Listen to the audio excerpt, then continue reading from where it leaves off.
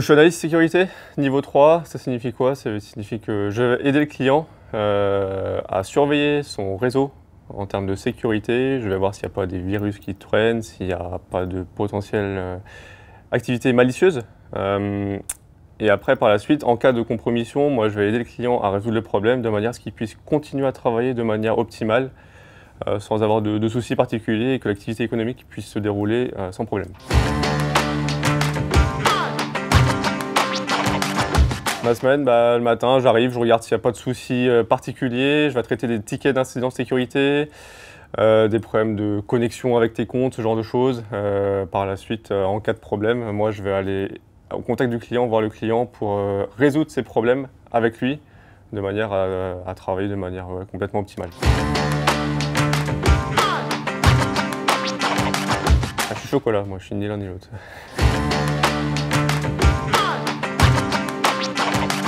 Alors, on a une équipe, le SOC, on est une équipe de 40. Sur mon client, on est à 5-6, vraiment dédiés à travailler sur le client lui-même. On est 2 niveaux, niveau 2, niveau 3. Au niveau 2, on va plus traiter des incidents classiques. Niveau 3, on va avoir un niveau d'expertise un peu plus supérieur. C'est-à-dire qu'on va accompagner un peu plus le client pour résoudre des problèmes qui sont un peu plus complexes à traiter. Et on va travailler un peu plus en profondeur sur des sujets un peu plus compliqués à mettre en œuvre. Alors mes missions, ça va être améliorer la détection en termes de sécurité, c'est-à-dire créer des règles très spécifiques pour détecter certains comportements, certains virus.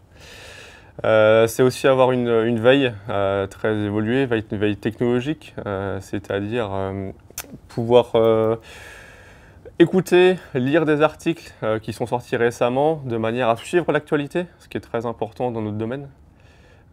Suivre l'actualité, des nouveaux virus, comment ils fonctionnent, comment on peut les trouver, ce genre de choses. Et puis après, beaucoup de réunions aussi. On a un client, mais on a, je dirais, 3 à 4 réunions par semaine, contact de clients. Donc forcément, au bout d'un moment, on va créer un lien avec le client qui est assez important à maintenir.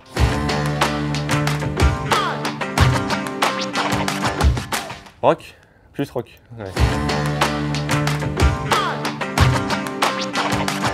Apprendre, c'est très important. C'est-à-dire que le métier de la cyber, donc on y touche beaucoup pendant notre cursus, mais quand on rentre dans le niveau professionnel, on apprend énormément au contact des gens, on travaille beaucoup en équipe et ça c'est très important d'être à l'écoute de ces personnes-là, des personnes qui ont de l'expérience pour justement apprendre encore plus facilement et plus rapidement.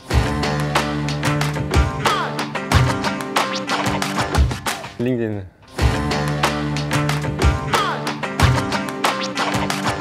Il faut être à l'écoute, il faut ne pas avoir peur et il faut surtout être à l'écoute de ce qui se passe au niveau de la veille, donc ce que j'ai dit tout à l'heure. Écouter vraiment ce qui se passe aux alentours, dans la sphère cyber, qui est une grande sphère, pour vraiment être au top pour le client. On n'est pas que des geeks à travailler en cyber. C'est une grosse idée reçue.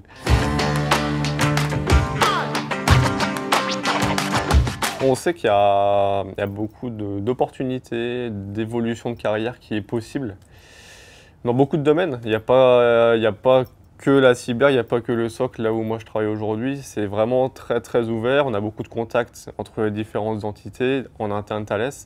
Et c'est ça qui est très bien. On peut très bien à la fois partir dans une voie technique. À un moment donné, on peut très bien dévier dans une voie un peu managériale, mais toujours au niveau cyber.